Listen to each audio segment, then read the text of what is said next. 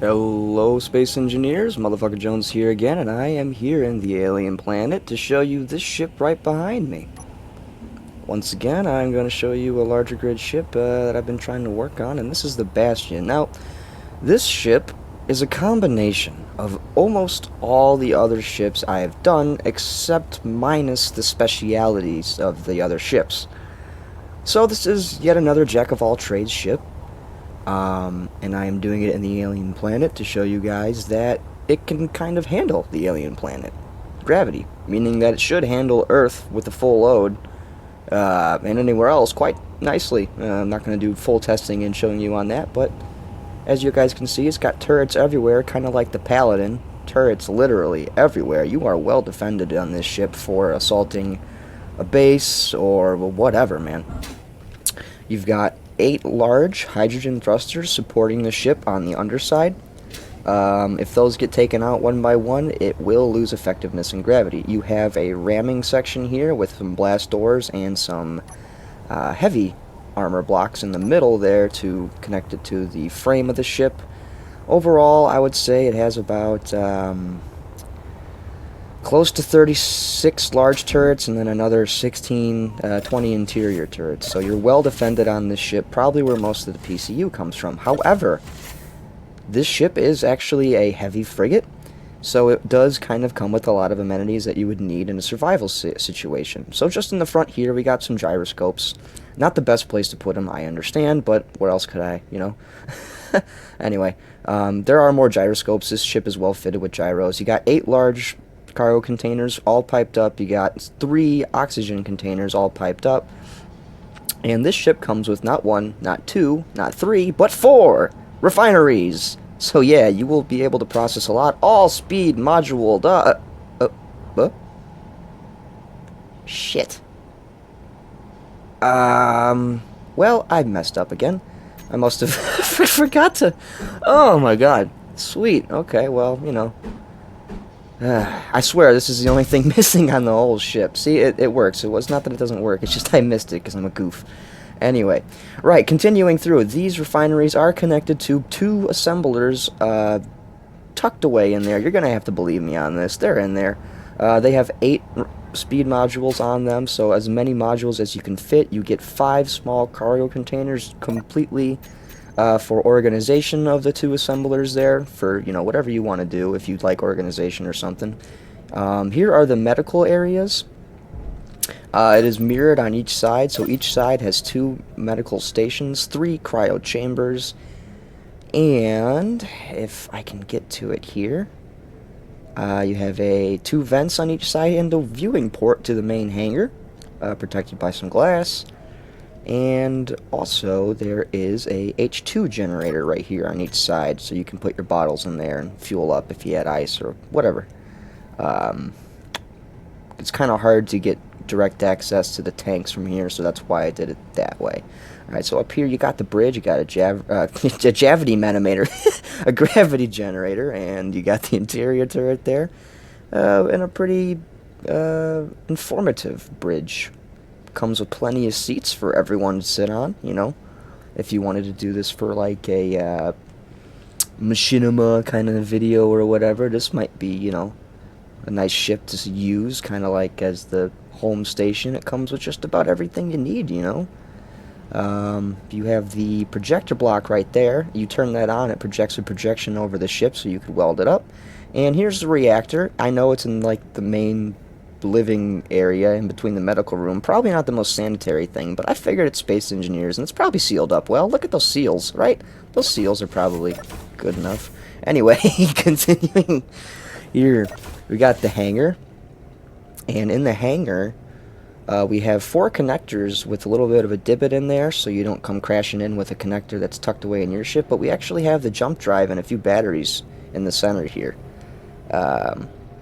Got more batteries there, so this ship comes with about 12 plus 9, that's what, 21, right? 21?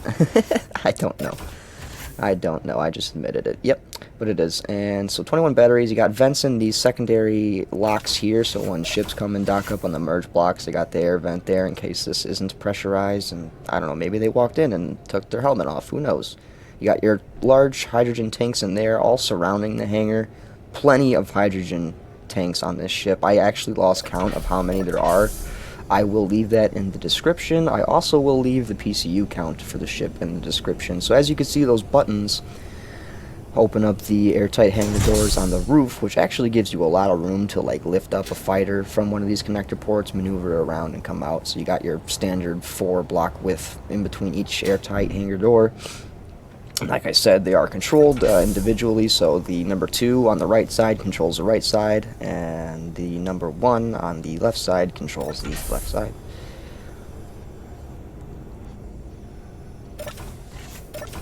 Oh, also the hangar is individually pressurized. There are air vents in there, so you don't need to have the door open to pressurize it. It pressurizes itself quite quickly. Right, moving on. Now we're going to go into the maintenance area of the ship. There is no oxygen. Helmet on. Bring H2 and O2 bottles, because, you know, you're going to be using hydrogen to fly around here if you're going to be repairing stuff that may have gotten damaged. So here we are. There we go, all the pressurization. You got your stopping thrust down here. Only 4. I know, but it's double glass, so hopefully it doesn't get hit. The big flaw in the ship, I think, on PCU count is these damn conveyor connections here. I should probably take them out and put tanks. Ugh, bad Jones. Maybe should have replaced these large thrusters and replaced them with the stopping thrusters. Maybe that would have cut on some things. But anyway, we got gyros there. We got more gyros all the way back here, tucked away in this little cubby area. These blocks above me are for air tightness of the hangar above, so that the jump drive there doesn't leak through on the corners. And that's pretty much it down here. Just got more gyroscopes and your thruster access and more hydrogen tanks down there. So, yeah. So I guess what we're going to do now is we're going to go ahead and try to fly the ship out of the alien atmosphere. If I could get to the bridge. Oh, you know what? I'm going to show you guys a little bit of a nice way to get to the bridge. If you got a jetpack, you just jump up here, you push forward. Ow, feet got clipped on the chair. Another chair. My toes. Stubbed a toe. Okay, well, that's how you... I've gotten better at that. I might get a better run at getting to the control seat there, but we're going to unlock here. I'm going to go ahead and hold the A button. Here we go. Wow. All right. Yeah, she's gotten a little heavier. I thought it was just under 5 million, but apparently it's just over 5 million. Maybe that's because of the heavy gravity of the alien planet, or maybe because Space Engineers just likes to redistribute how much my ship weighs at any given moment without putting any cargo into it. I don't know if that's a fault of creative or what, but yeah, it does happen. I swear it does. I'll build a ship, put it all together, group all the buttons, paint it, save it, paste it back in, or maybe just get into it again after saving and coming back to it, and it'll somehow be heavier. Or I don't know why. But anyway, as you can see, we're coming out of the alien planet here pretty nicely. If I put the ship to a stop here, we should come to a float. It won't sink. Hopefully. Let's see, let's watch the meter there. See if yeah, I'll be fine. I don't think I'll be dropping whatsoever. We have plenty of thrust to keep us here. I might be angled just right for that, but I did actually bring it down from space into the planet and locked it down. And now I'm bringing it back out to show you guys that it can make it. So, yeah, looks like we're doing it pretty easily here. If this was survival, I guarantee you that hydrogen wouldn't be dropping past 95 right now, even on full thrust, because of how many tanks you have. Seriously. If you want me to put this on the workshop, I will. I know you guys are gonna, reform it and steal it, do the bridge different, and then make it your own. I really don't care about that. What I care about is that you guys have inspiration to do that with, because then most of you are just sitting there, with twiddling your thumbs. So anyway, we're gonna cut away, and we're gonna go ahead and show you just the capabilities of the ship in combat. So I've gone ahead and I've pasted in the gigaton, and I was going to connect it to the connector, but I saw this mining carriage spawn in right away. So I just said, forget that. We'll just kind of orientate the connector like it was on that connector, and it separated out, just kind of simulating it. Anyway, So we've got the main ship. It disconnected the gigaton that it was holding on the left side, right? We're just saying that it did. Oop, here we go. Let's see if I can try a different jump to the front seat. Yeah, that was a little better, a little slower than I probably could have done it. But anyway, let's go into the gigaton, which was disconnected from the ship's connector there. So this is completely plausible of a war situation. And it's already set up on the hotbar, so all I gotta do is get in it and go. Turn on the thruster, look towards my target, if I can. You know, here's another thing about the Xbox version. I don't know what it is about this, but it seems like well-powered ships with a reactor don't have this. But as you can see, my transparent screen in front of me tends to get dimmer for reasons I cannot define. If you see on the bottom right, I have 13 hours of power. I have plenty of power. I'm utilizing 2% of it right now at a rate I should be fine. But it just tends to dim and brighten itself at will. Don't know if it's a glitch. Don't know if I just need to have better power on this ship. It's mind-boggling. I use hydrogen on this missile as a primary. As you can see, it's got like hydrogen fuel right there as its thrust because it's got a tank on it. I've done some work on this missile.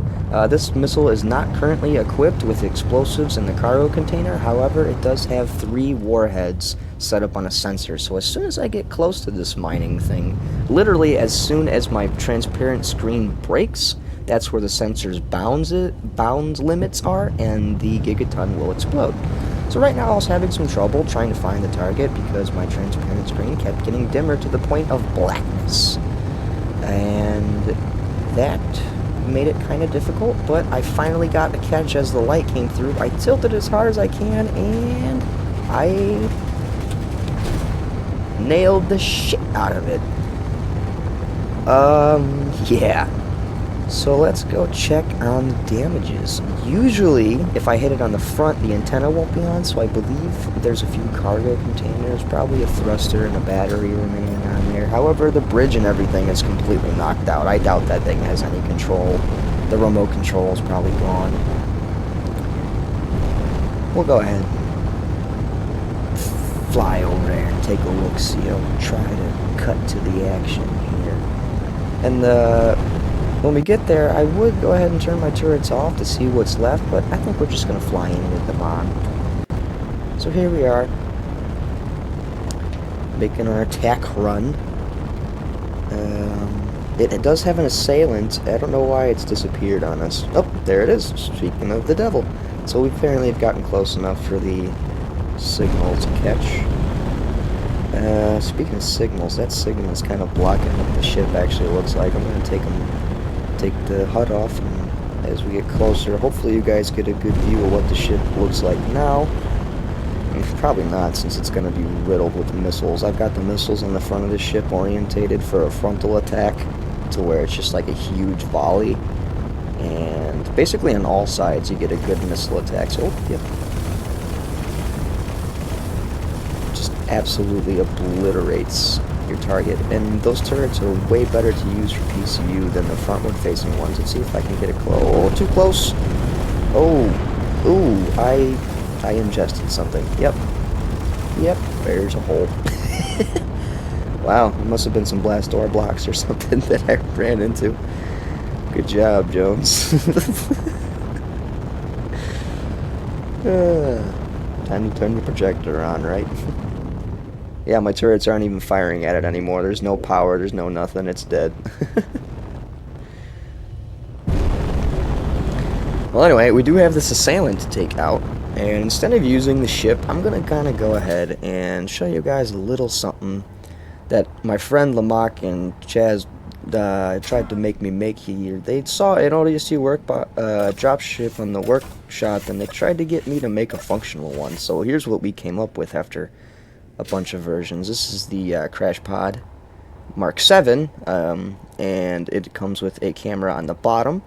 It is hydrogen powered. It's got 2 hydrogen generators, camera on top. It's got thrust in almost all the directions but the front, because this is a one-way trip. Except I am connected to the ship right now. I gotta figure out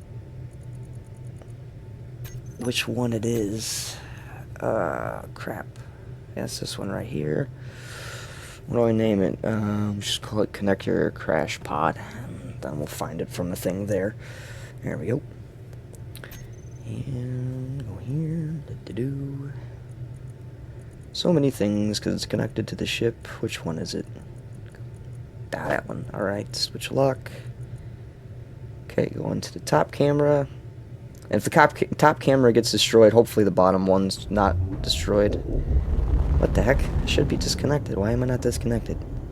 I hit switch lock. It didn't disconnect. I turned the thrusters on and started wobbling me because I'm on a connector piston.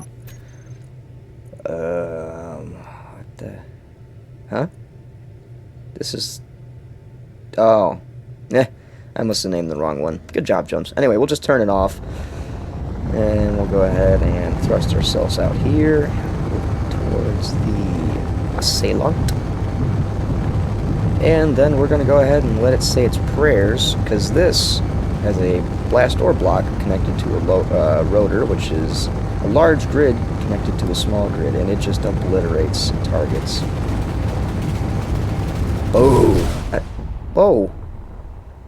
Well, as you can see, the target's completely obliterated, but unfortunately, the crash pod is also... we've done a lot of, well, I mean, I've done a lot of testing to get the seat to not destroy itself on a crash like that. I am really curious on why the seat destroyed itself. It must have had something to do with the medium I was trying to engage the ship in, like maybe a battery or something that got explosive. I really, that's so weird, because I've tried it on another ship, and I went literally right through it. It was light armor, and it was interior blocks, but I literally cut through 3 layers of armor and went out the other side, completely intact. Well, the blast door was disengaged because of the rotor's strength. It got taken off, but the blast door stayed in the ship, left damage, and I was on the other side, free and clear to go in the hole and start tearing up the ship with my grinder. We thought this crash pod was perfect, so let's go ahead and try and crash it into the Bastion. Let's see if that gives it any credibility. Probably not, but let's see what kind of damage we can do. So let's turn the dampeners off so we just get straight up kinetic damage into our target here, full speed. Let's choose a softer spot here, maybe right there. Perfect. Really? Look, if I got ejected, that means the seat is destroyed. Yep. That really? Man. Wow, it actually did get rid of some blast door blocks in front. Maybe I have to triple layer that. Yeah, I gotta do some work on this. Maybe make a Mark 8 with even more blast door blocks in the front there instead of this heavy armor. Well, let's stop examining the damage from our crash pod. And let's look at the damage around the ship. We got no gyroscopes. We got a missing large container. We got a bunch of things that a simple kinetic small grid ship has just destroyed. So, maybe I'll work on it.